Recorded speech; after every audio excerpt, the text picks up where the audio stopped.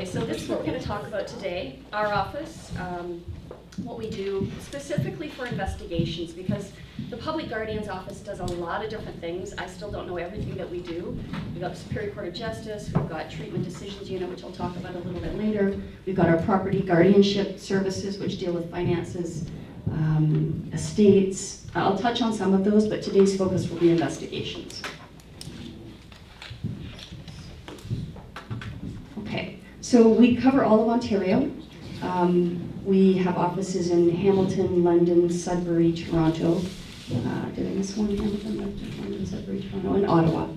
And the investigations unit specifically, we receive more than 3,000 allegations each year. And the allegations that we receive are about risk to people who are incapable. So those are two of the criteria that we need to investigate. Serious risk is one of them, evidence of incapacity, and then we look at what options there are to protect that person. But as I said, we do all sorts of things in our office, and that means investigators do all sorts of things as well. I think I'm just going to turn this off then. Perfect. We not only investigate where there's an allegation that someone is incapable and at risk, but once we become guardian of property, we go out and search places. We search their homes for information about their income, assets, debts, next of kin, power of attorney. And if someone dies without a next of kin or will in Ontario, we may also go out to search for information about their estate if they have one, family members, and a will. So we go into lots of various homes in various conditions, sometimes pretty horrific conditions. We search for information, but what I'm doing right now, because I asked to do it, is all these guardianships. I just want to do all these guardianships where there are concerns about people in the community who may be at risk.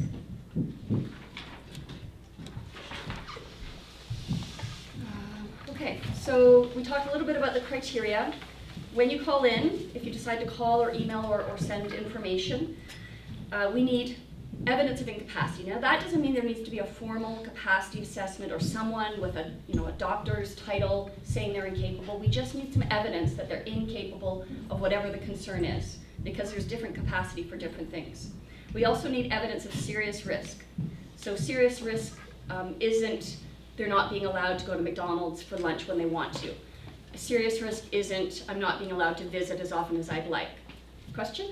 I'm just wondering if you can give some examples of what evidence of incapacity. I absolutely will. I'm going to go into actually the definition of incapacity in much more detail. You're going to be sick of incapacity by the time. We also have to make sure there are no other options to deal with the risk. So this is in the very first phone call with an investigator. This is what we're looking for. And we also, the last thing is, the appointment of our office as guardian has to benefit the person. It's very intrusive for our office to become involved in any aspect, whether it's for finances or for personal care, which are the two areas we could become guardian of. So we have to be sure. Also, the courts will want evidence, right? We need to be really sure before we go, or we're going to be unsuccessful. What is the point if we're not going to be successful at court? So currently, as well, the Public Guardian and Trustee, his name is Ken Goodman. There's one person that's the Public Guardian, and there are deputies and various people underneath that. And we are one of the functions of the Public Guardian's office. Okay, so what is incapacity? So the definition of incapacity is when someone is not able to understand the information related to a decision and or doesn't appreciate the reasonably foreseeable consequences of a decision. So this is Section 6 and Section 45 of the Substitute Decisions Act specifically, but it's the same definition no matter what you're asking someone. What would you like to wear today? It's minus 20 out and I want to wear my swimsuit. Are they appreciating the reasonably foreseeable consequences of that decision? Maybe not, so they may not be capable of that decision. And incapacity, we deal with all sorts of things. I know most of you, I think all of you are dealing with folks with developmental disabilities, correct? But we also deal with people with brain injury, with dementia, Alzheimer's, mental health, all sorts of things. So somebody could be incapable of one area, like property, but not personal care. They might be incapable of managing their property, but not appointing a power of attorney for property. They might be capable of managing a small income, but not a large inheritance or a windfall or a lawsuit settlement. They might be capable of some treatments under the Healthcare Consent Act and not others. So maybe someone can consent to a flu shot, but not brain surgery.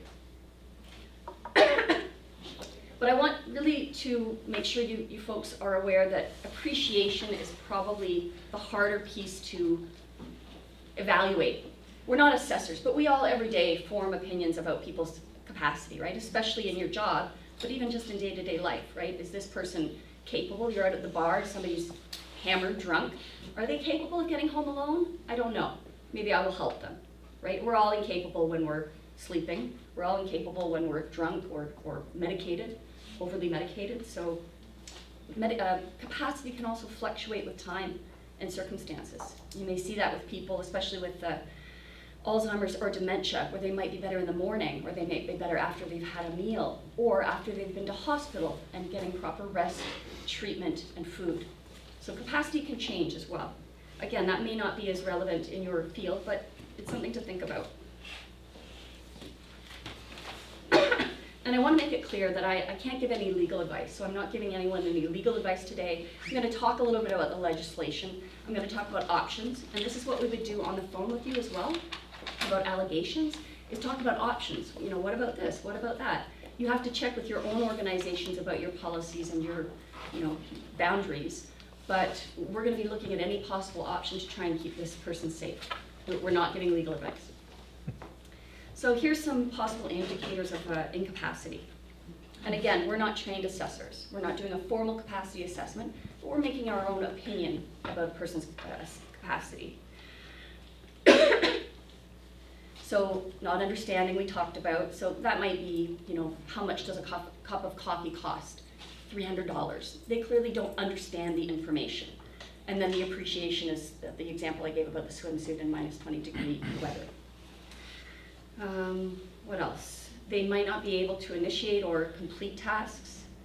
Changes in lifestyle might be important, especially if someone ages. So for instance, someone calls our office and says, oh, this person's gambling all their money away, they're 75 years old, they're not having enough money for food. Well, how long has this been happening? Well, they've gambled their whole life and they've run into this off and on, but now they're 75 and they're more vulnerable. That isn't necessarily something we can intervene in. It's a lifelong choice.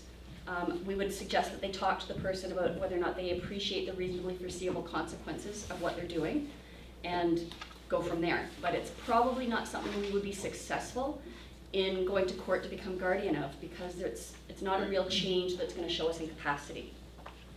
But changes in hygiene, nutrition, and communication might. Disorientation to time, people, impaired thought processes, simple calculations, memory loss. So there's professional sources that can give a little bit more information or evidence about incapacity. So again, when we're talking about older people, the MOCA, I think that's the Montreal Cognitive Assessment tool that physicians and nurses might use to try and assess someone's cognition. But it's generally used for people with dementia, and I think it's generally about memory. And there's also a mini mental status examination. I think those are things as well that they do in hospitals. But remember that mental illness, for instance, doesn't necessarily mean that someone's incapable. Poor decisions may not mean that they're incapable. We need significant evidence to justify intrusion, an intrusive investigation, because when you call, we still need to get some information from you in order to bump it up and get approval to investigate. And then from there, we would, if we continue on, if there are no less intrusive options that appear during the investigation and that solve the problem, then we would have to take it up a level higher in order to get permission to go to court to either the deputy public guardian or the public guardian himself, depending on if it's finances or personal care that we're investigating.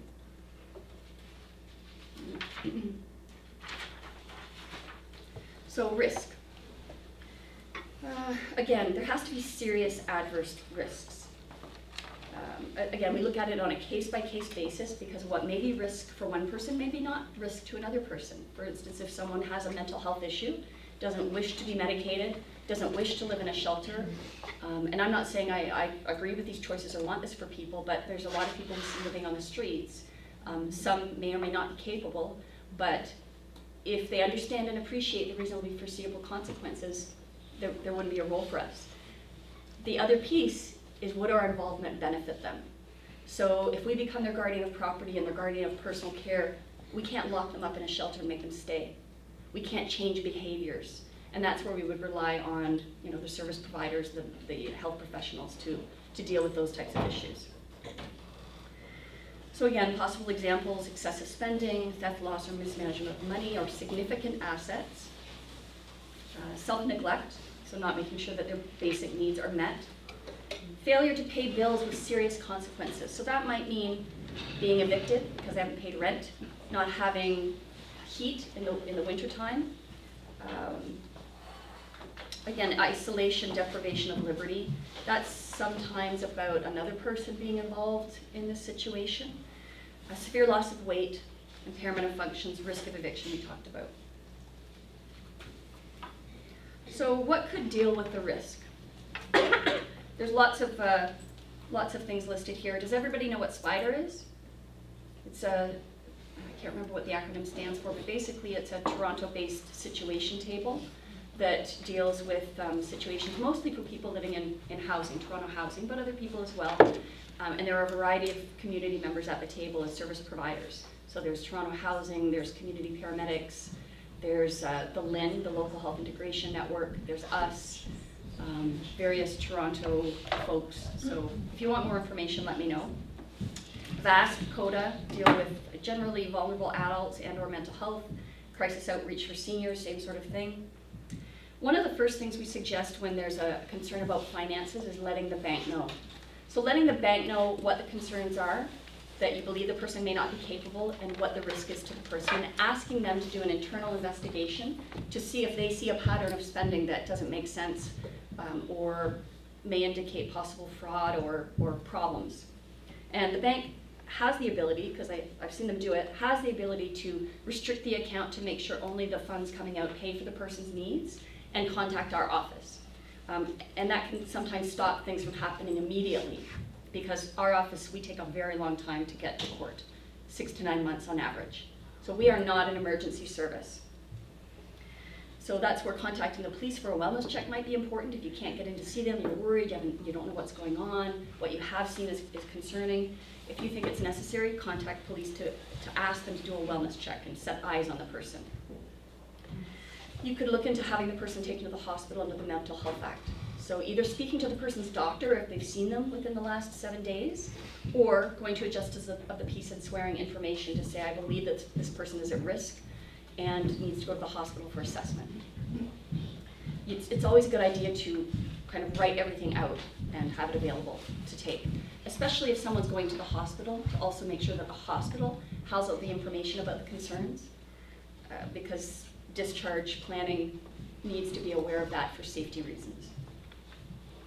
If they're taken to the hospital, then our office may be able to become statutory guardian of property. And I'm going to talk about it a little bit later, but sometimes cutting the strings of finances can help protect the person. Does everybody understand what I'm saying there? So if someone's relying on their money and using their money for their own needs and not for the incapable person's needs, then cutting that may stop their, may not encourage them to continue to neglect or abuse the person. And again, having the involvement of supportive family members, power of attorney, if they're capable to do so. So there's a list of what that capacity is in the Substitute Decisions Act. I believe it's section 8. It's either section 6 or 8. One of them is definition and one of them is the capacity to appoint. So there's a list of questions you can ask the person to determine if you think they're capable to appoint a power of attorney. What I would encourage you to do, and this is for finances, if you don't think they're capable, then you have to ask yourself, am I going to recognize this power of attorney if I don't think it's valid? If he wasn't capable, he or she wasn't capable at the time of naming this person, signing the document. So those are things you would have to look into with your own organization and your own legal counsel. So a trustee, everybody knows what an ODSP trustee, same sort of thing for CPP and OAS is available. A Section 16 capacity assessment is one way our office can become guardian of property if there's no power of attorney. So again, cutting the purse strings might stop the abuse. And getting LIN involved, again, this is more for senior folks. A Form C at the Consent Capacity Board, we're actually involved in one of those right now. April, one of those folks in your field here, was very instrumental in helping us protect a client who we were guardian of property for, but there were concerns about personal care, serious concerns. So very quickly, April was able to find a bed. We went to the home, we asked the young person if they would like to move. They agreed, and off they went to a home. And now our office is applying to the Consent Capacity Board to be asked to become her representative under the Consent Capacity Board under a Form C, so that we can make her healthcare decisions. That's happened within a week. So it's much faster than our 6 to 9 months of having to gather all this evidence and go to court. And a Form G would be if a healthcare provider thinks that a best interest decision is not being made. So we often look at this when someone is eligible to go to long-term care, which means the LHIN person says, we think you need long-term care now, it's time. And the LHIN worker has found the person incapable of making that particular decision, but their substitute decision maker isn't making what they believe is a best interest decision. So the LHIN can challenge that in Consent Capacity Board and say, we don't think that's a best interest decision, but any healthcare provider can do that. So if you have a client who, for instance, there's certain medical treatments being proposed and the family won't agree to it, speak to the doctor about the Form G. If you think it's not a best interest decision, I would encourage you to do that. The other thing that might keep someone safe, and again, this goes back to the situation that April and I had, is moving to a group home or a respite bed. If the situation is at the home, no one's providing for their daily needs, they're being put at risk by something in the environment, they're not getting proper care, proper food, proper clothing, then moving them to a facility, a placement, might keep them safe. So if that's something that's a possibility, why wait 6 to 9 months for our office to get involved and maybe consent to it if it can happen now? Something to think about.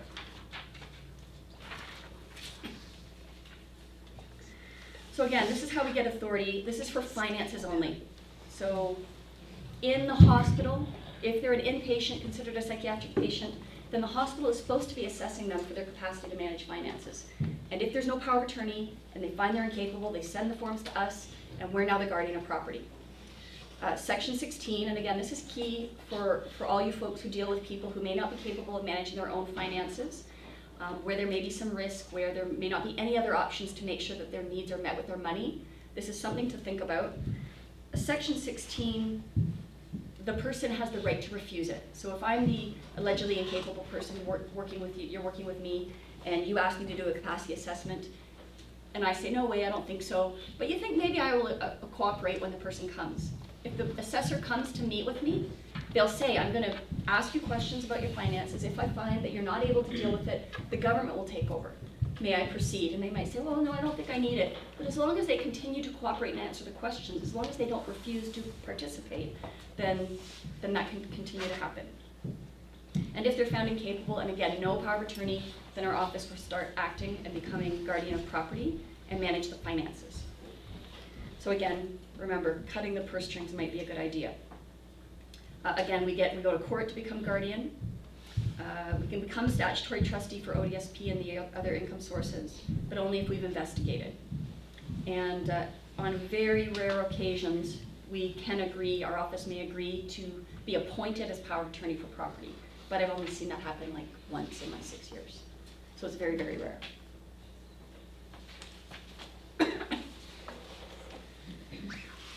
And remember, if we become guardian of property, we can also try to manage the issues around money. So if the person can't handle, whatever their ODSP allotment is every month at the beginning of the month, we can try to give them small amounts throughout the month or the week or the day if necessary. It's harder when there is no one to facilitate that. So if they're not living with someone that can be trusted with the funds, or if there's no bank nearby or they can't use a bank, it's a little bit more difficult, especially if they're in an isolated or small town. But something to think about.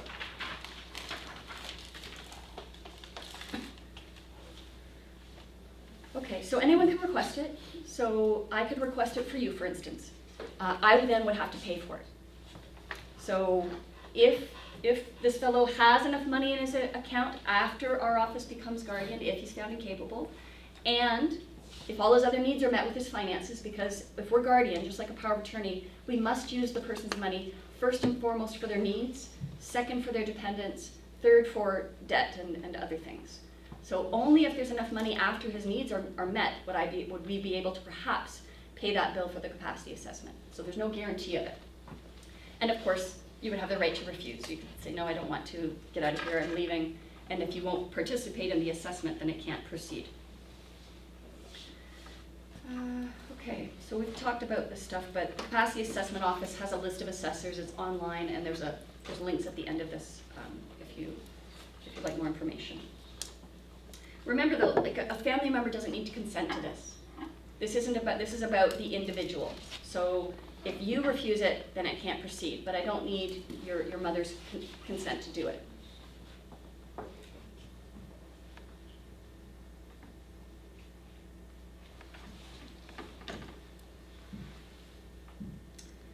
And of course, if there's already a power of attorney in place, there might be options about discussing resignation if there are problems, talking about the consequences of whatever the problems are. If the problems are they're taking the money and spending it on themselves, that could be considered criminal under the Criminal Code section, I think it's 334 of the Criminal Code of Canada. They might be taken to court. If we end up going to court, then we might be asking them to pay back the money. Those kinds of things could happen. And of course, the person may also be able to revoke. And again, if they're able to appoint a power of attorney, then they're able to revoke it. It's the same list of questions to determine their capacity for that. So a lot of people call us up and say, well, I want a Section 16, but we can't ask for it. I want you to do it. And we can't do that. Not easily.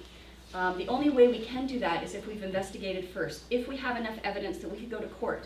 Because it's a bit of a conflict for us to be going out and assessing a bunch of people so that then they become our clients. Especially if we don't have any evidence, just someone calls up and says that that's what they want us to do so that we would pay for it.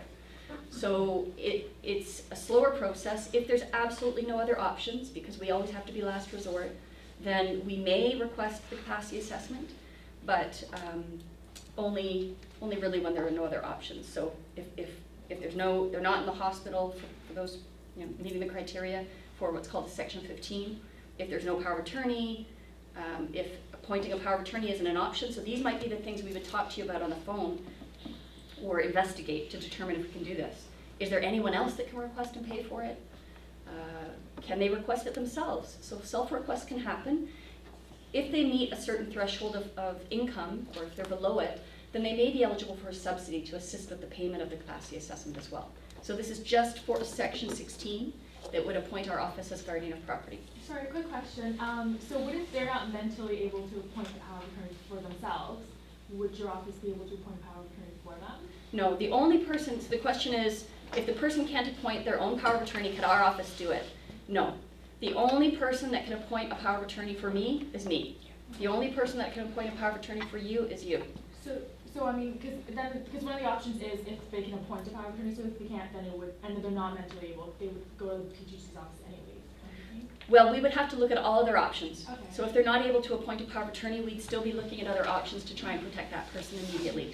Because there's only 3 ways we become guardian of property: a Section 16, a Section 15 in hospital, and court. Okay. And then very, very rarely being appointed, but that wouldn't be an option in this case. Right. So, and going to court, 6 to 9 months away. So if there's risk right now, that's not really helping too much with what's happening right now. That doesn't mean we won't, but we would rather try and deal with the issues and the concerns right now. So if all of these things are in place, then we may be able to request it, but we need approvals to do that as well.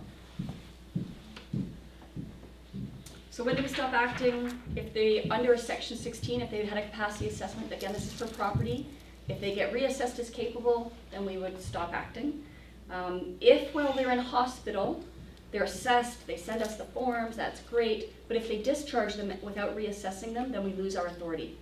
So if anyone wants it, we do have a memo from the Public Guardian to the hospitals reminding them of their duties under the Mental Health Act. This is under the Mental Health Act. I'd be happy to share that with you. So if you're dealing with someone who's in hospital, you can share that with the hospital to remind them to do that. Sorry, I don't know if you want me to wait. I wondered about so most of the people that we get assessed are not going to become better. Like their developmental disability is lifelong, so when they leave hospital, they're not going to be, unless it's the one-offs where it is mental health, they're often, once they're incapable, are always incapable. So for someone like that, do they still need to be reassessed before they leave hospital? Yes, so the question Okay. is for people who have a lifelong cognitive incapacity, do they still need the reassessment before leaving hospital for us to retain our authority? And the answer is yes, it's the law. So the that's mental- two costs for them, like they would have to It's- pay for both of The those? hospital's free, Oh, okay, so okay. it's the doctor doing it. The only thing that costs is the section 16 Right, that right. somebody else requests. While they're in hospital, it's free. It Okay. happens immediately, they don't need to necessarily consent to it. Of course, the health professionals need to have evidence of incapacity and be able to have that, because they could also be challenged on that.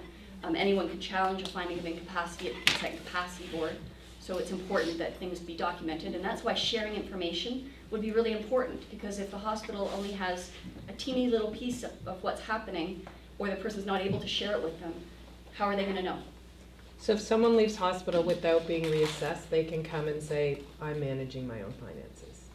Well, we lose our authority. That's what it results in. I don't know who would be managing them at that point, whether they're managing them or someone else, or they're not at all. Yeah. But we would lose our authority without that second assessment before they leave hospital. And if we become a guardian under the section 16 or section 15, so the capacity assessment you might ask for, or the capacity assessment at the hospital, family members can apply to replace us. So if there are supportive family members who would like to replace us, they can do that, they can apply. We can't guarantee they'd be successful, and there's a cost. So it can be a little bit restrictive, and there's a paperwork and stuff they have to fill out, they have to give a plan, but all of that is online as well. And of course, if the person passes away, we stop acting. So somebody has to be over 18 to give a power of attorney for property. It usually takes effect immediately, depending on what's in the document, what they put in it. Unless it gives restrictions, it gives the attorney full authority to make decisions and manage their financial affairs. The law doesn't specify the form. I don't really know what that means, but I know that there are forms online people often use, but lawyers also, do their own documents. But it must be witnessed, and there are rules around who the witnesses can be, and again, that's in the Substitute Decisions Act. Okay, so personal care decisions. 6 areas of personal care: health, nutrition, shelter, clothing, hygiene, and safety. So we've got some examples here.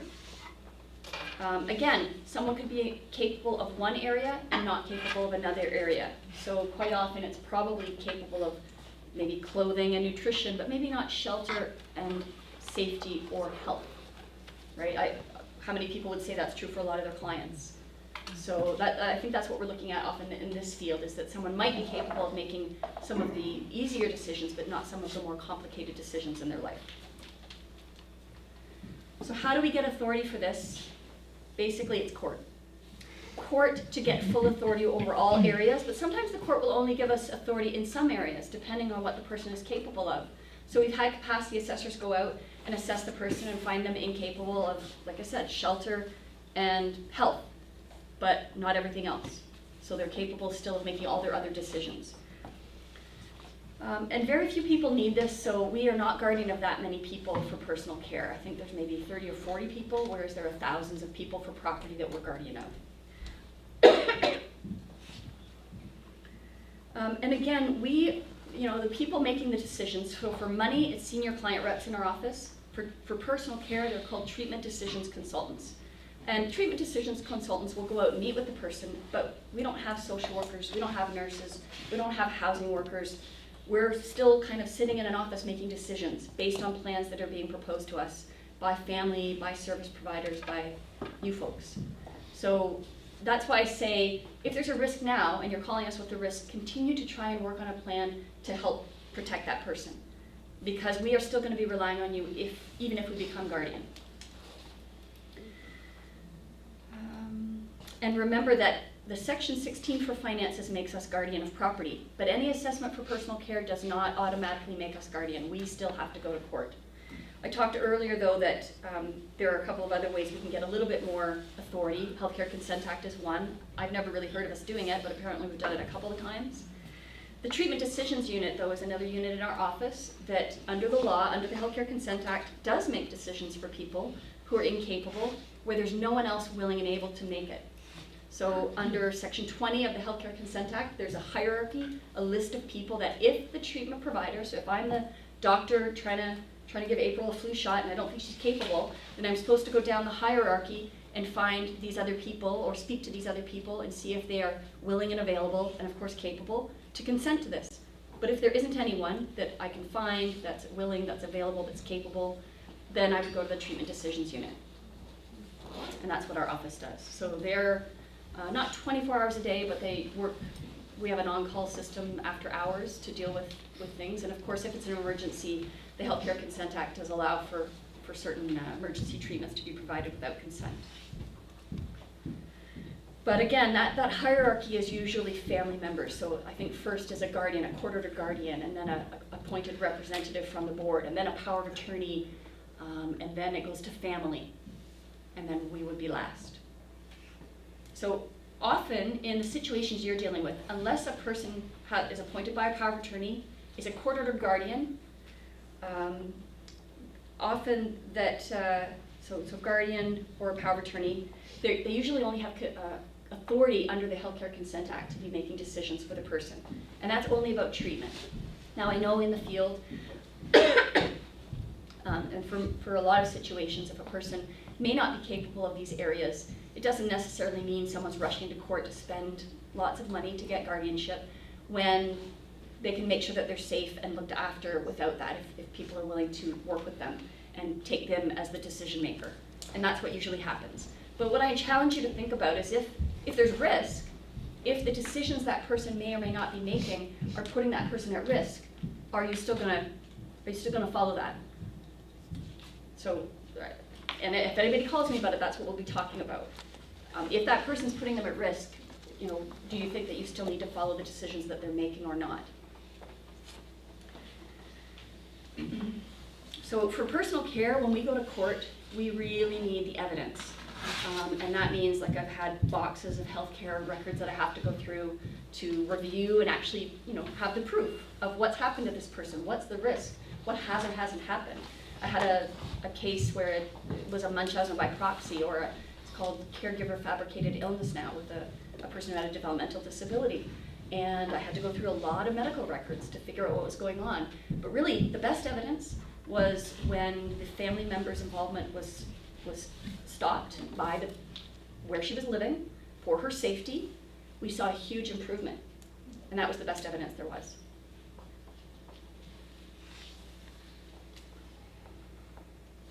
Okay, so I can talk a little bit more about HICA if you want. Do you guys want more information about the Healthcare Consent Act? Yeah? Okay. So again, a lot of these risks can often be dealt with by someone else making sure that the money is used for their needs, paying for the services, especially, for instance, if there's passport money involved as well, right? Get more eyes on the person. But HICA is also, the substitute decision maker is also supposed to follow the prior capable wishes for the person and their best interests. And there are 12 treatment decisions consultants. Actually, I think that's all. I think I've covered everything else with HICA. It gives a list of decision makers. And again, this is where Consent and Capacity Board can challenge, someone can take decisions to the Consent and Capacity Board to challenge the decisions, or apply to be a representative like we are. Okay. So a power of attorney for personal care would give the same authority as if we went to court. So if somebody had a power of attorney for personal care, then they already have the authority to deal with things. But it can only be used if the person is incapable in the area for that decision. So if I'm the power of attorney for personal care for April, and I want her to wear this particular outfit today and she doesn't want to, she wants to wear something else, and it's appropriate and safe, then I'm supposed to let her make that decision. Anybody a parent here? That can be challenging, right, to make sure people are wearing what they need to. But even for healthcare and those kinds of things, if they're capable of the decision, then we're supposed to allow them to make the decision. The power of attorney for property, though, remember, usually comes into effect immediately. Power of attorney for personal care, only if they're incapable or when they're incapable. So this is what our lawyers do in our office. They're assigned to every investigation. We consult with them really from the get-go. They look at any documents we get, like power of attorneys, wills, contracts. They interpret the title documents so we can do title searches. They talk to us about confidentiality and freedom of information issues, and trust law and tracing remedies to try and find out what's happened to certain things. They give us advice on requests for the Section 16. Remember how I said we have to investigate and get approval? Has to go through our lawyer before we can pay for it. And if necessary, they will communicate with outside parties, usually other lawyers or mucky-mucks at various organizations where we're perhaps running into challenges. And they have to approve our recommendation to go to court along with the public guardian himself. And then they would draft the application and take it to court. So that's part of the timeline, right? It takes a while to get all those records, read those boxes of records, write a report, take it to the public guardian and our lawyer, and then we give it all to the lawyer. And now the lawyer has to go through it all, write up the affidavits, write up the application, and get a court date. So that can tack 2 to 4 months on to our timeline. But they can't give advice to other people, right? You can't call up and say, well, what would your lawyer say about this? Should I do it or shouldn't I? We can't, they can't do that, and we can't do that either. We can give you information about the law, we can make suggestions, but it's really important to consult with your own counsel for your own organization.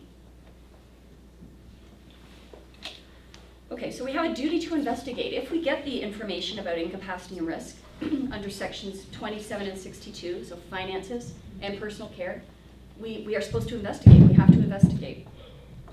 But we aren't required to take any steps that we don't feel are necessary. And section 22 and section 55 say that, basically, if the need, it says the court shall not appoint a guardian if it's satisfied that the need for decisions to be made will be met by alternative course of action. That doesn't require the court to find the person incapable or finds less restrictive ways of decision making. So that's again why we're at the beginning always saying, well, can you try this, try that, see if that works. If it doesn't work, call us back, okay? If you're not satisfied or if you think, oh, I'm not sure about this, my cards are here, call me. And at any time, even during an investigation, at any time, if we feel court's not required, we stop. But also, if we do recommend the case go to court, we often kind of, are finished the investigation part, but we're still involved. We're still available to speak to you about things, to talk about options. We're still always looking for the least intrusive option to keep the person safe, though.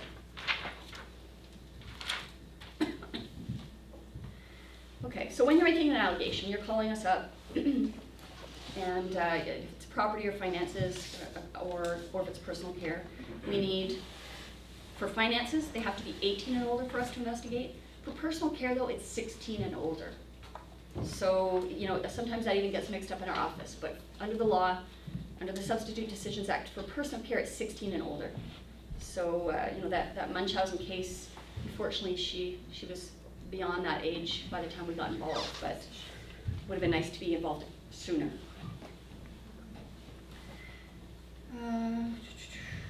And we're getting, I think we're going to get more allegations because of the aging population as well, right? There's a large group of people that are aging.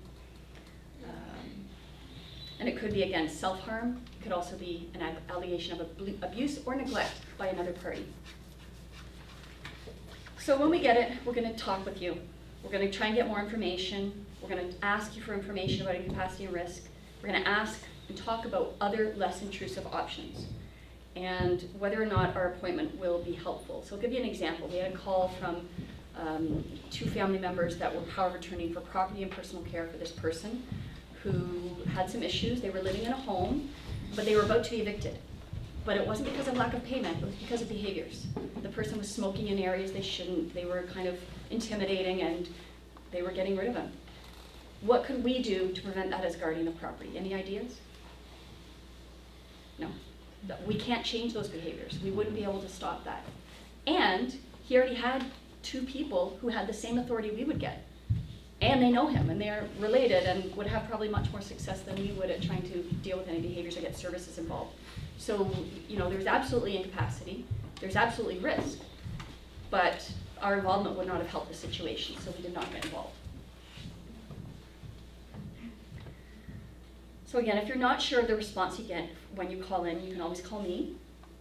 But we'll often, like I said, make suggestions and ask you to call back. We might say talk to the family member, talk to the doctor, talk to the bank.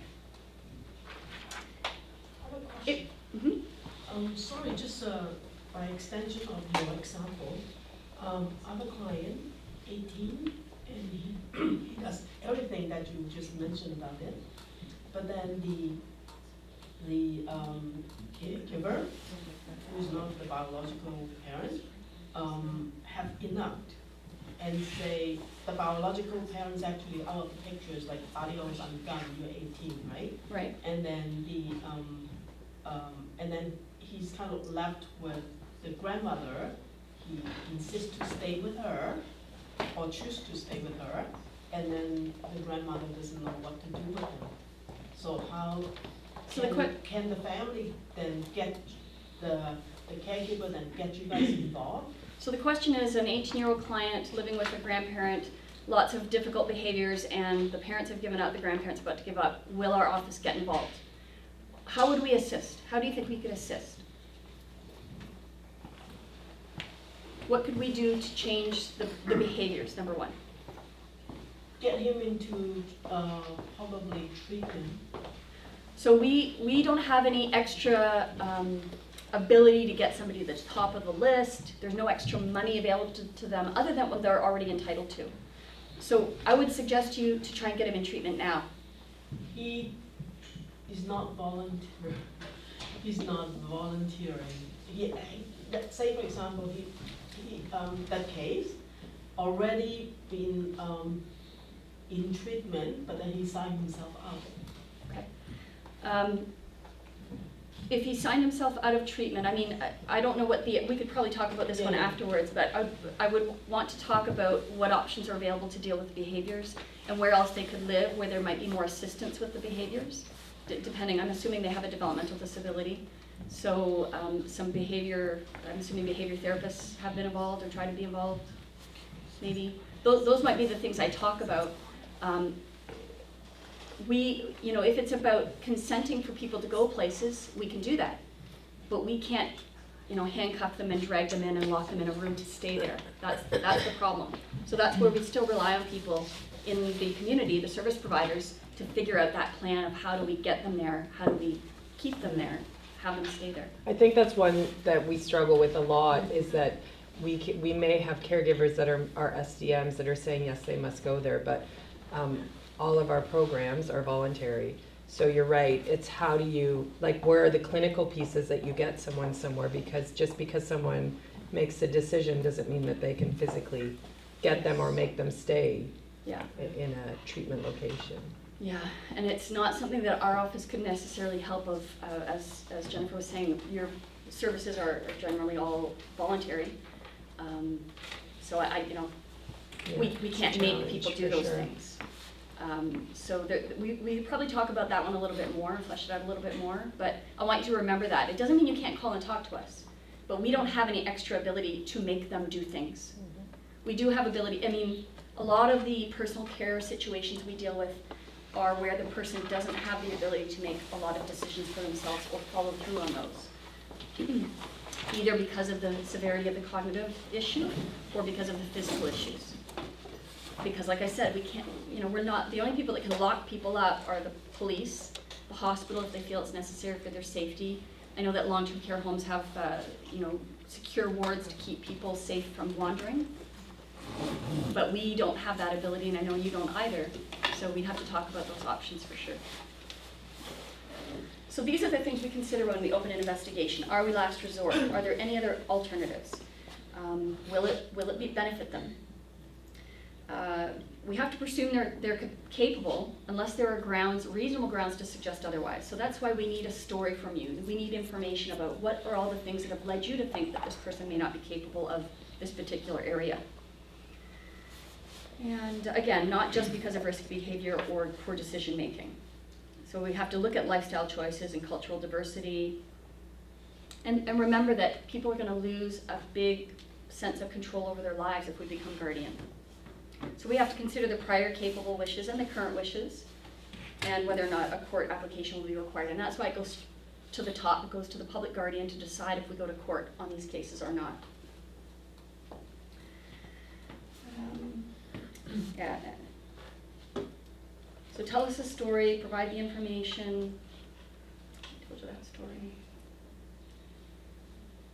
Okay, so information gathering. This is the longest part of the investigation, because this is where we're figuring out what's going on. You know, we get Ministry of Health OHIP claims. That might give us people we can contact to find out what's going on. That means more medical records. A lot of times for the personal care piece, it's a lot of medical stuff we're looking at, because that may be the area that will help us to confirm incapacity and diagnoses, but also risk. So we have authority to gain information. I'm going to talk about that in a moment.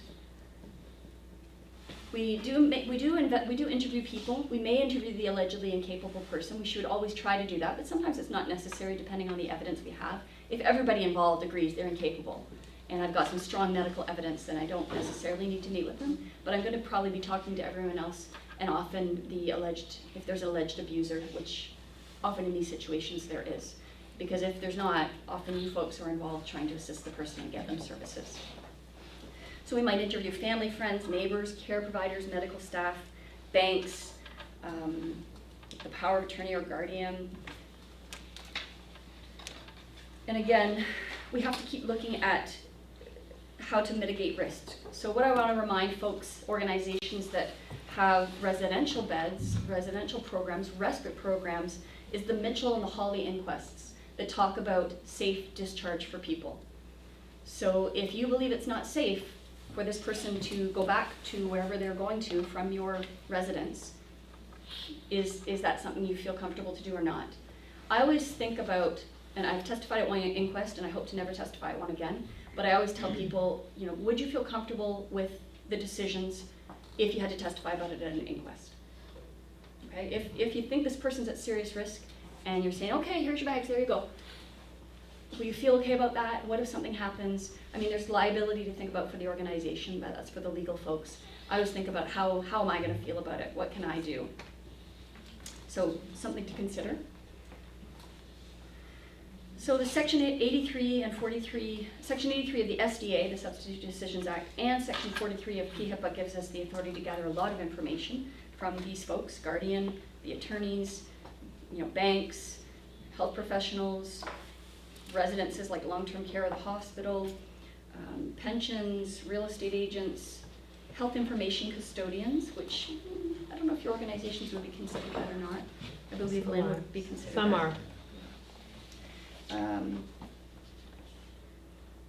And we also have other abilities. This is the first time since I've been here. Yesterday, one of my colleagues got a warrant under Section 82 of the Substitute Decisions Act to enter a residence. Now, unfortunately, the property manager didn't have the key, had the wrong key and couldn't get the door open, and the police had difficulty getting there, but we have that ability. I would also refer you to the Municipal Freedom of Information and Protection of Privacy Act, Section 32, which talks about sharing information for the purpose that it's collected, but also in compelling circumstances affecting the health and safety of an individual if upon disclosure the notice is mailed to their last known address. So sometimes I've run into difficulties, and I'm still shocked when organizations, I'm thinking of one in particular, not in this area, who deals with developmentally delayed people in all sorts of facets, felt they couldn't give me the information. And so I sent them all the legislation around it, but they were considering giving the information to the alleged abusers because the allegedly incapable person, the young person who we were concerned about, consented. I said, did they understand? Did this person understand what would happen and appreciate the reasonably foreseeable consequences of what would happen if you gave that information to the people he says are abusing him? So if you think about it like a child, it'd be like the school telling the parents who are abusing them all the times that he's told on them. What's going to happen at home later? So, think about these things. The services and supports to promote the social inclusion of persons with Developmental Disabilities Act has a section about reporting if there are concerns, and if the person's capable, then do this. But that clearly means they're thinking about people who are not capable. So I would encourage you all to go back to your organizations and ask about what are the policies around this. When and where do we report? I know there's report on. Report on often then refers to us for some of these situations, and then we investigate because we have the authority to take some action. So I would encourage you to look into that, because I know about it before you run into the situation. And sometimes we get the assistance of police if there's a safety concern, if we have a court order, and that's the other thing that happened yesterday. They got the warrant to enter after going to court and getting an order for a capacity assessment so that the judge can be sure about their capacity. That often happens when there isn't a lot of medical records. So for some of the people we investigate, it's been years since they've seen a doctor. So how do I get any kind of formal evidence of incapacity when they've not seen a doctor or any medical professional? Any questions about the gathering of information? Yeah? 5 minutes. Oh, 5 minutes, okay. So here's the things that could happen as a result of an investigation. We could determine that it's not appropriate, that we don't have enough evidence of incapacity or serious risk. There might be other supports that come about that are less intrusive than us going to court. Maybe a decision can be made under HICA. Maybe the person is able to appoint a power of attorney. Get the power of attorney for property, and again, cutting the purse strings, cutting off the flow of funds to whomever's maybe not looking after the person. They may say, well, I don't want anything to do with them now, you take them. That's okay. And again, if they're at a Schedule I facility, which is a hospital with a psych floor, they don't have to be on the psych floor, they just have to be considered a psychiatric patient and an inpatient. And then they can assess their capacity to manage property, and it doesn't have to be done by a psychiatrist. So the way it's thought of is family first, public guardian last. ODSP trusteeship might be next. Moving to a group home and having treatment decisions might be another option. Sometimes a bank can act as a power of attorney or goes to court. I have one situation where that happened. There was a lot of money involved, but still they acted, so that's great. So I had a recent situation where I got a call from an organization about a kid having a lot of difficulties at school that day. He was actually locked in a room, and the family wasn't cooperating with the programs. Later that day, the police got called because of a situation that was unrelated that was happening. The police took him to the hospital. Number one, they formed him. Thank you, good. If he's at serious risk to himself or others, take him to hospital, and that's what was happening that evening. Second thing that happened is the hospital kept him, which, as maybe you do or don't know, sometimes the hospital, they don't have a lot of beds. So I can appreciate there's a real pressure to get people out and going and having those beds open up for people who need them. But this fellow was kept, and they assessed him under Section 15 of the Substitute Decisions Act. So then we were able to start acting as guardian of property, and very quickly the organization that was initially involved found him a respite bed.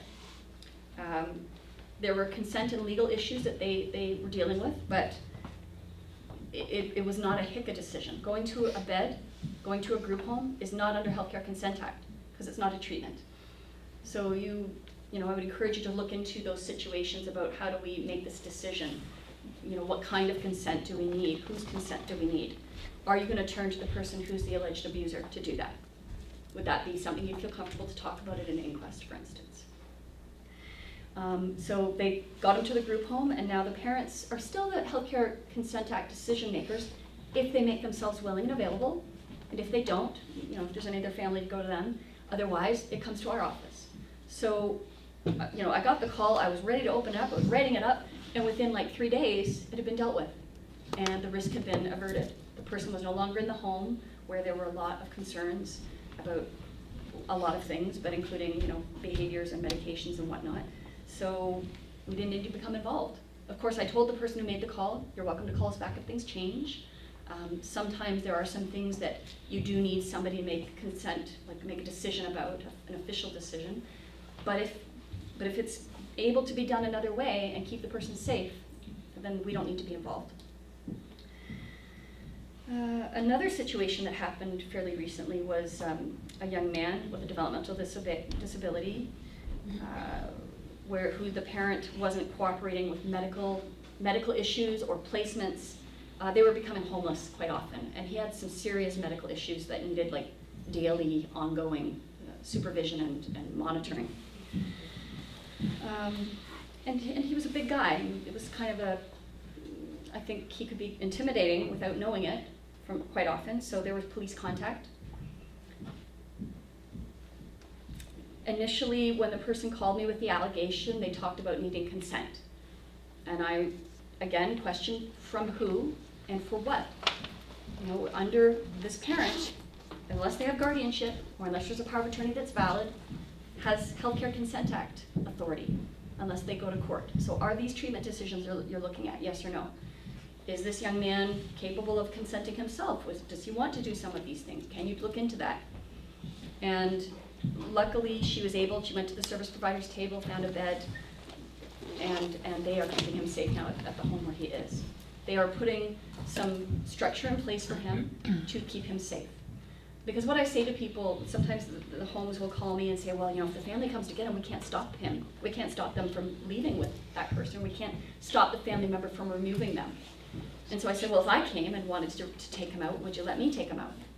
Well, maybe. What if a stranger came in off the street? Would you let them take him out? Well, no. Well, why? Well, because we don't know who they are. They might put him at risk. Well, if you already know that the person who's trying to take him out is putting him at risk, then I would challenge that. I would refer back to the Mitchell and Mahali inquests. I would look at what are the responsibilities here for someone who, if you're telling me isn't capable to make some of these decisions around safety, then, you know, under what authority would you be doing that? So looking at those things. I think, and maybe we'll talk about this a bit when we come back, but one of the issues is all of the cases you've referenced, there's been housing for them. And I think that's not common. That's not the first thing that happens. We don't magically get beds presented. I think I was also involved in the case at April with that young woman, and it was great work on April's part, but it was a bit fluky that there happened to be a respite bed available. So I think it's a bit of a like I feel like the picture that's being painted is that anytime PG&T are going to be involved, that there'll be housing and they'll go to housing. And I have another case I'm involved in where the person can't leave the family home, even though Public Guardian and Trustee are the, I'm guessing you know that one as Yes. well, because you were involved with that one, Yes. because there's nowhere for her to go. So it's great that Public Guardian and Trustee came in and recognized the risk, but because there isn't housing or treatment or anything, she still stays in that situation. So I guess I just wonder what's next around kind of working more collaboratively with, like kind of systemically with the ministry, with all this other stuff to look at the situations where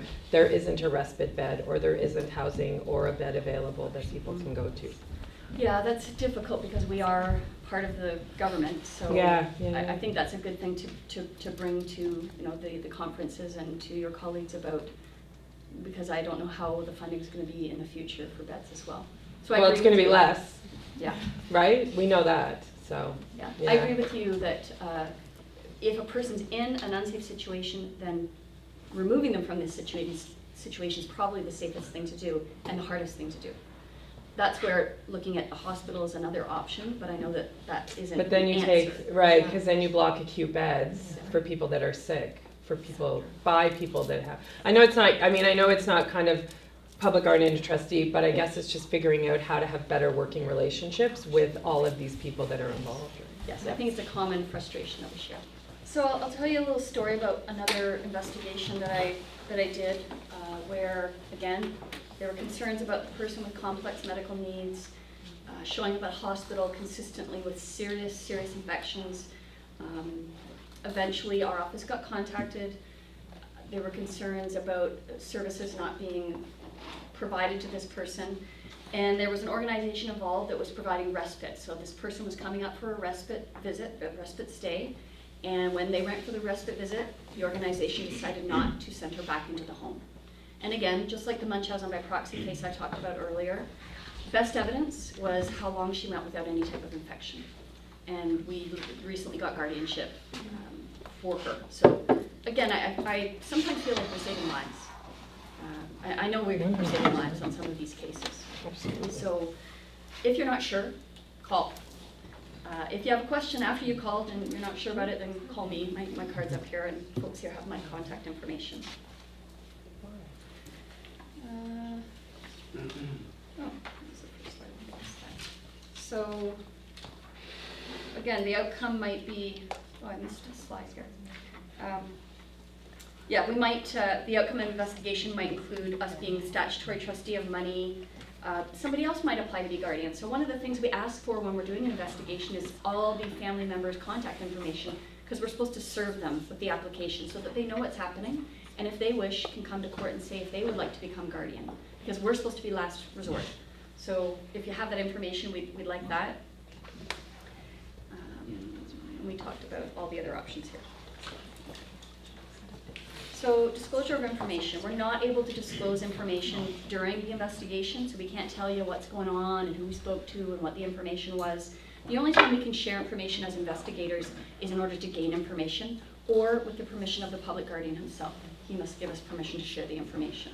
So sometimes where it's necessary, our lawyer will write up something or speak to the public, usually it's in writing, and he gives the approval, and then we can share that specific information with whomever he's allowed us to do that with.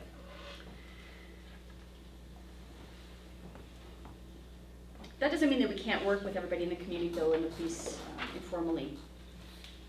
So here again, some misconceptions. Just because you've made an allegation to our office, it doesn't mean there's an investigation. So I've had people call in and say, okay, here's what's happening, and we talk about options, and then I say, call back. So they call back and say, well, what's happening with the investigation? And there is no investigation. I've taken the information, I will document it and keep it in our system, but you know, unless you have to try some of these less intrusive options before we can open it up, because we won't be successful in getting an investigation opened or getting guardianship if there are less intrusive options that can be attempted. Just because they're abused or vulnerable doesn't mean they're incapable. So I've had situations where people have talked about that. Often it's seniors staying at home with someone who may not be the best caregiver or might even be abusive financially or other ways because they don't want to go to a home. They don't want to go to long-term care.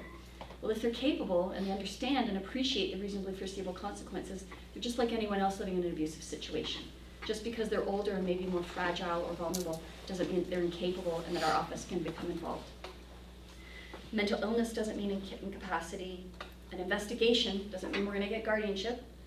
And incapacity doesn't mean that we're going to get guardianship and that we become guardian. Oops, what did I do there? Okay.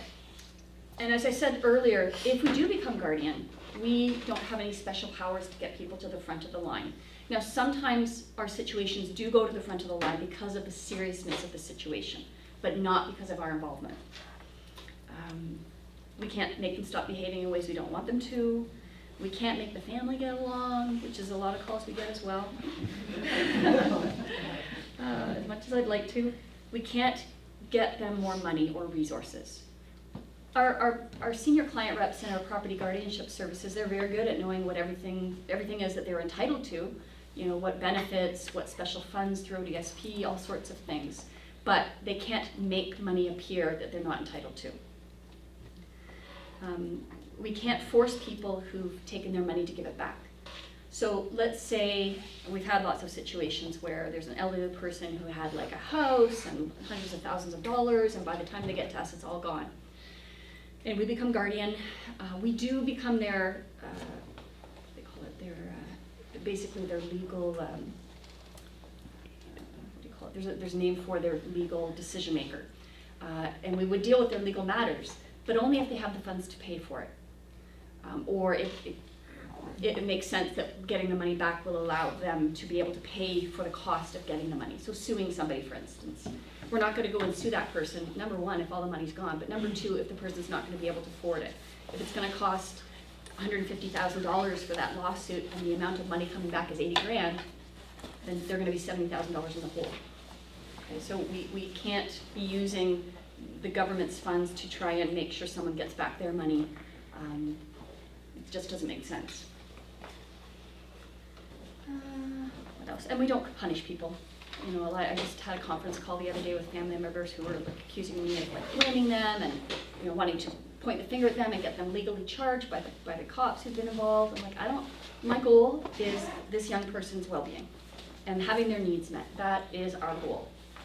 that doesn't mean that we wouldn't necessarily report things to the police with the permission of the public guardian if it was necessary, if it was in the best interest of our client, of the incapable person, then we might do that, but not for any other reason. Okay, so we talked about that we're not crisis intervention, we're not 24/7, we're not even in the office all the time because we're out doing this stuff and investigations and searching people's homes and safety deposit boxes. And we are last resort. So even for treatments, remember how we talked about HICA? We are the last person on that list because everything else has to be tried first. And we deal in the civil justice system, not criminal. So if you suspect a crime, I would suggest you contact the police. If a person is in need of medical attention, immediate, ambulance, 911.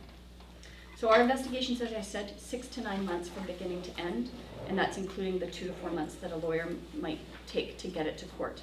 And that's also dependent on how quickly we can get a court date. Some areas, you know, it's 4 to 6 months down the road that we can even get a court date, because this isn't, you know, a state's court isn't usually an emergency type situation. So this is where you can visit for more information. All of the brochures, all of the handouts I would have brought are available online.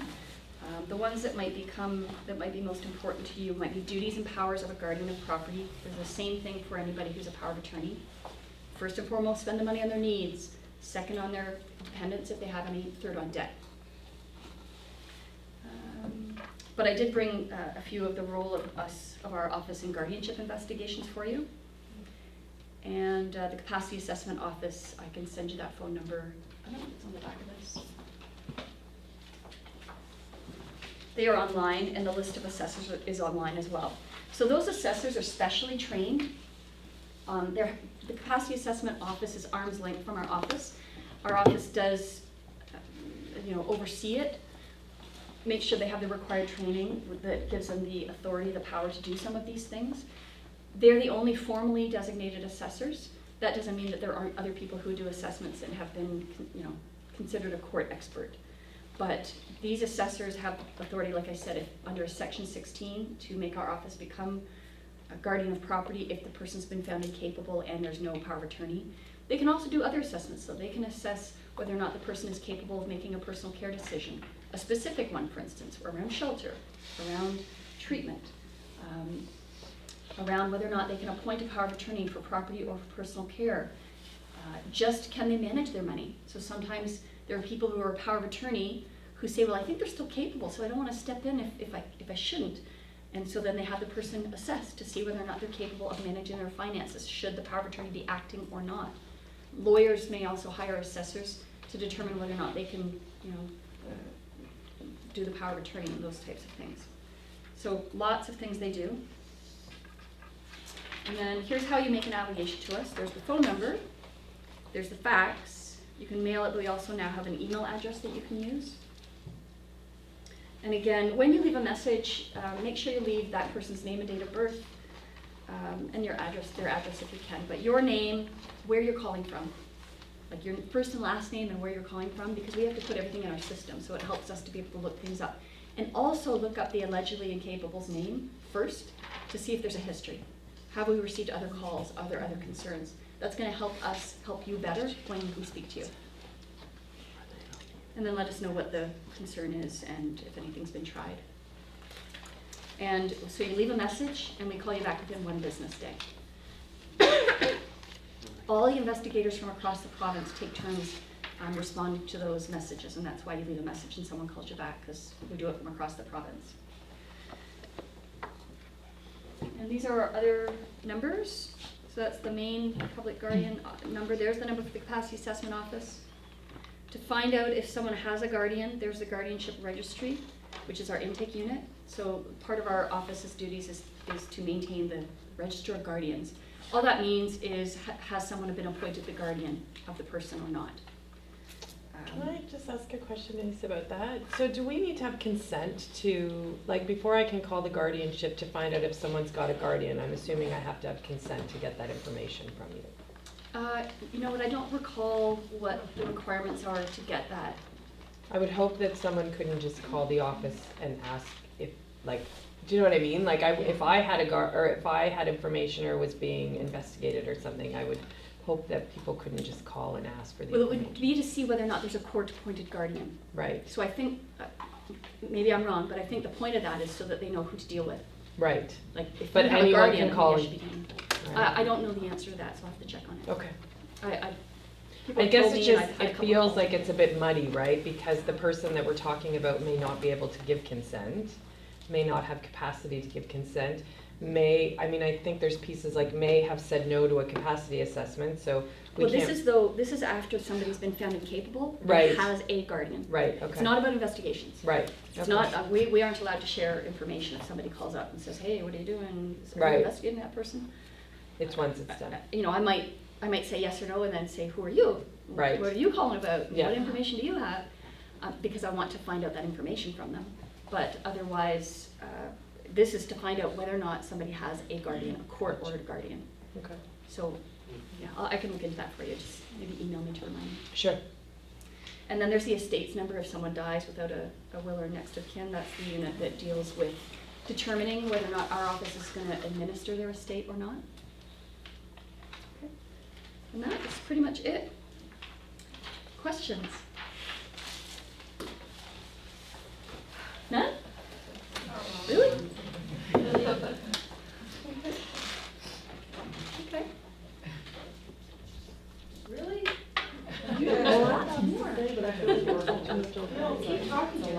Really? Yes, go. So not to perseverate on the idea of resources and stuff, but I guess, do you have any suggestions around how to kind of work towards having better relationships with the ministry, with the funders for in these situations when you guys are involved and the barrier really is some kind of resource? Do you guys, because I know I've been at meetings with ministry as well where you guys have come to the table to talk about your role in that kind of thing. I guess, yeah, I'm just figuring out how do you start those? I don't really. I'm kind of new to the game because my former employment wasn't specifically around this area. So I share the frustration. Yeah. I know there are things that I think in my mind I'd like our office to do, but I can't make those decisions, and I don't know what we are allowed or not allowed to do, so I leave that to those who do know. I mean, what's been told to me by other folks in the community is an option is to go, where is it here? I mean, I always suggest going up the chain. Yeah. Going up the chain about these serious situations and what are the risks, what could happen, and how would that look, right? I mean, that's the reality of it is sometimes it's a matter of going up the chain so that people realize if something goes bad here, it's going to be really, really bad, and what can be done to prevent that from happening. And I know as much as you say you're new, you've been great. Like, I know I've dealt with you on a couple of things. I think you're really collaborative. I think you're really you try and keep people engaged as much as you can during the process and stuff. So just to say, like, that's been great. Well, I was telling Deanna it's because I'm so frustrated by all the things I'm learning about that happen to people who have become or who are incapable. Like horrible, horrible situations. I just, almost daily we're turning to each other in my office and saying, how do people treat each other like that? Like it's a family member, how are you treating someone like that and letting them live in that situation and those conditions when they're not capable to get themselves out of it or to even understand what's going on? Like it's horrendous. So anger helps. Yes. Question regarding the earlier comment regarding investigation.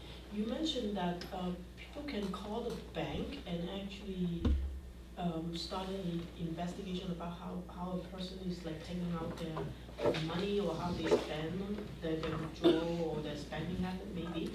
Who can do that? Like say. I don't know. Like this is where you have to check with your own organizations about what you can and can't do, but it's a suggestion that we make quite often to callers because it can help protect the person or their finances. So often in a situation where there's, a shadowy figure who's going in and maybe accessing the money or taking the money or has access to the credit card and you see all these charges coming through, or using the bank card, has gotten the person's bank card and has been, the person's at home in a wheelchair and they're out at, a bar at 2 a.m.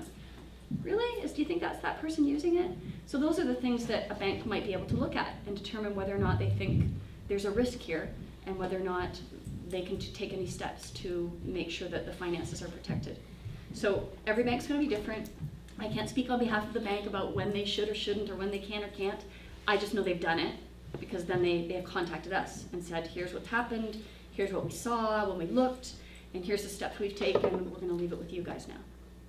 Yeah, because I did try to, my clients are all pretty young, like they're touch of 18-ish, and then basically they're transitioning down out.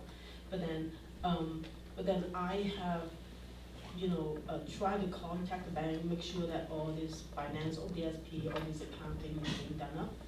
And the bank is giving, even with signed consent, like they will actually need to present a signed consent before. Well, I don't know about receiving information, right? But for giving information, like you're calling to give them information, you're calling to say, there's this person, I don't believe they're capable, here's why, and here's the concerns that I have. Would you, bank, be able to do an investigation to see whether or not there are concerns with their bank account because they're not having enough money at the end of at every month to pay for everything? Or there's this other person that they're talking about who's got their bank card. Can you look into this, please? So giving them information. Quite often they're not giving information back to the caller, whoever it is, without the party involved there. Okay, gotcha. Yeah. But that might be an option, is to take the person to the bank and figure it out. But again, you have to look at your own policies around that, around what you're able to do or not able to do. I'm sorry.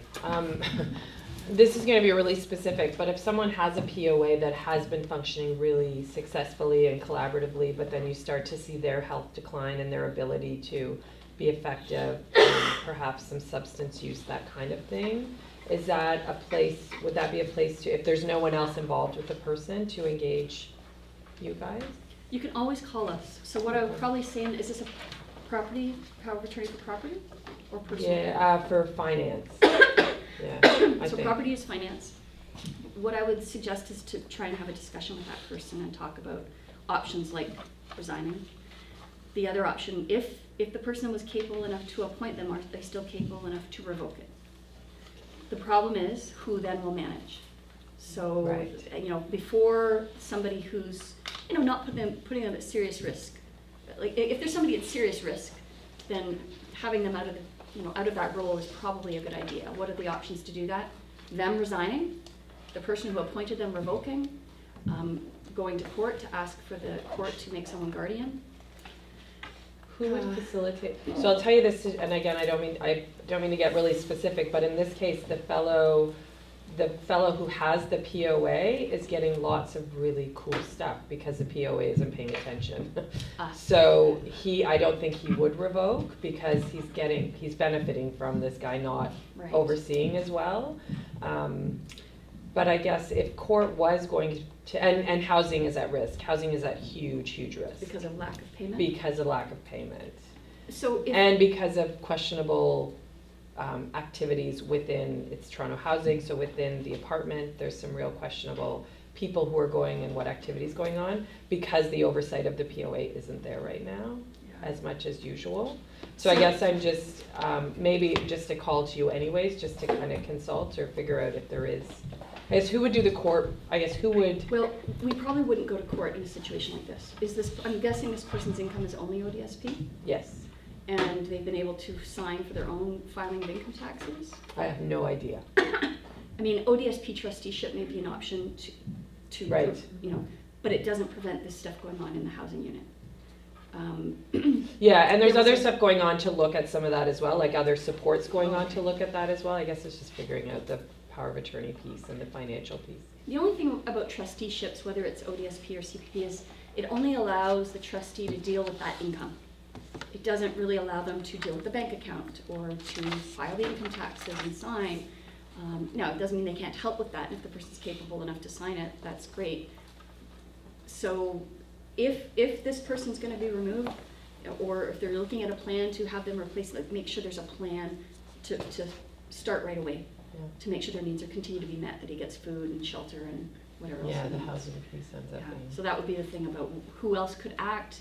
Is there an organization that could be the ODSP trustee? Yeah, Is a it's a section good 16 idea. as an option? I mean, if you speak to ODSP, let's say trusteeship isn't an option, is it about letting ODSP know what's going on and asking them to, you know, halt things until somebody continue to pay the rent directly if possible? And what else can we do until then? So if he stops getting all the cool things, will he then agree to a capacity assessment? Yeah, I don't know. okay. That's a good, the ODSP piece is a good idea. I'm gonna refer him to Another Griffin. question that might be very specific. I just feel like just in listening to your presentation, there might be a little bit of a gap kind of in our sector in the sense where, so I work at a group home and we have some individuals who, you know, can't make any decisions regarding their finance or their personal care, and like the parents are involved, but so he's an adult now, but they're not the official power of attorney because he would never be able to appoint one due to his developmental delay. So we are, like, as the group home, making his day-to-day decisions and everything, but like really should he have a PGT since he isn't able to make those decisions, can't manage his finances? So we would only become guardian of personal care by going to court, and we need serious risk. Okay. So the answer is no to that. Okay. For finances, the same sort of thing. Like, we really need to be last resort. Right. So unless there's a problem happening, So it's not the parents managing the finances, it's really like us. So is that okay going forward? Okay. that's not up to me to decide. Okay. I just decide if we get involved, and we get involved if there's serious risk. Okay, So if there's no serious risk, so we're okay you'd have to with speak this. to your own organization about, Right. is this okay? Should we be doing this? Should we not? What's our, you know, what are the risks for us in doing this? Right. Yeah. Okay. Similar, question.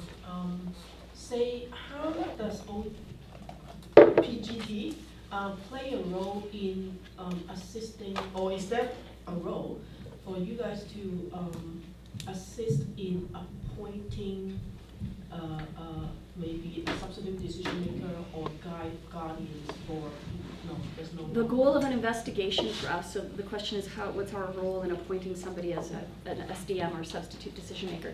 The goal of us going to court is for us to become guardian. Okay. If someone else wants to become guardian, they would make an application. Our office always gets served on those applications, and that's why we have the register. We always know when somebody's applying or becomes guardian. But yeah, we don't, that's our only role in somebody applying to court to become guardian. We review the plan, we review if there are any concerns that have been brought to our attention, and whether or not we're going to oppose that guardianship application or not. But otherwise, the role of investigations is to go to court if there are no other intrusive options. Like I talked about, sometimes we might apply to be the ODSP trustee. We are applying to be the Healthcare Consent Act representative right now for an individual. But whatever the least intrusive option is for the PGT's involvement, then that's what we're looking at. Throughout the course of an investigation, we might talk to parties involved about other less intrusive options, like, would someone else be applying to court? Could someone else apply to the Healthcare Consent Act to be the representative for healthcare decisions? Is the person capable of appointing someone? Is there someone they want to appoint? Is that person trustworthy and going to be able to fulfill the duties of making best interest decisions with their finances or their personal care? So we might talk with people about that, but we aren't to be facilitating. You know, we're not supposed to take the document, say, you know, you just sign here and you make this person your power of attorney. That wouldn't be something we would be able to do. How do, say, I find out more about ways to get appointments for family, like because once. Sorry, I missed that first part. How do you? Once a person's like getting 18, you know, the parent being the guardians basically stop there legally, right?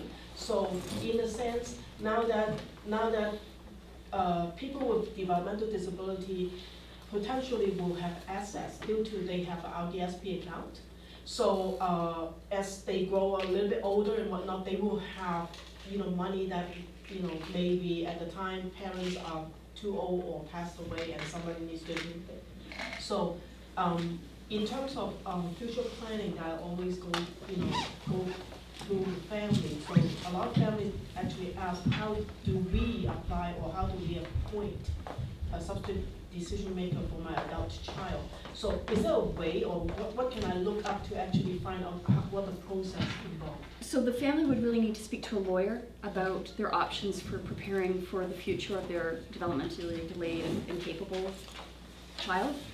I can't really give a lot of information in this area because you know, we only get involved when there's serious risk, but I know that there's certain ways that maybe trusts could be set up, but it's really important that the money still be used for that person's needs.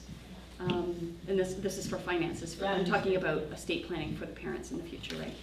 I'm more looking into how an incapable person actually, anybody can, like, I guess what you're saying is through the court system to actually apply for SDM.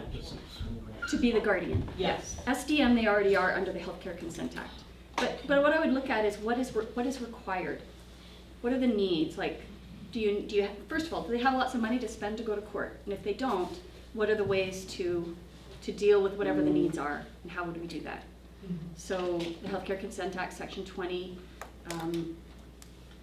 applying to be the board-appointed rep, but they already have that authority if you're a family member, and depending on where they are on the hierarchy of the list. So it would really be specific to whatever their situation is, but I really think they would need to get some legal advice.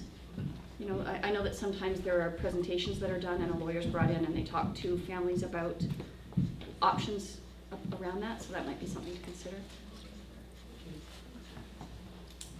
Yes?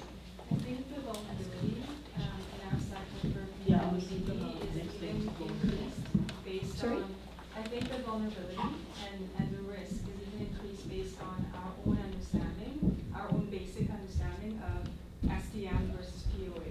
Yes. And I find that we're using those interchangeably without even understanding what they mean. Yes. And then we're asking for decisions and for consent, and we're not understanding the difference between SDM and POA. Yes. I think, and that makes our clients even more vulnerable because we're going pathways of decision making without having that understanding.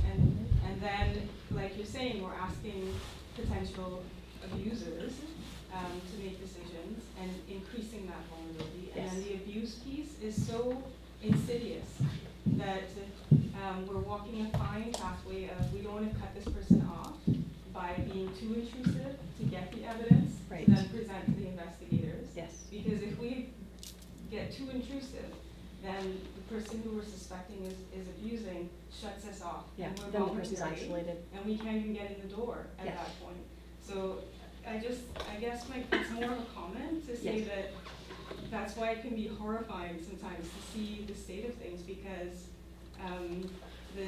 the risk even comes from us not knowing how to manage the decision making and where the rights are. And that's part of why I'm here. The comment was that the vulnerable people that most of you work with are at higher risk when folks don't, are using the words POA or guardian and SDM interchangeably, and they all, well, at least SDM and POA and guardian mean and have different legal authorities, and then trying to work with the family to be able to still see the person and get the evidence while still getting information and maybe decisions from the alleged abuser. It's difficult.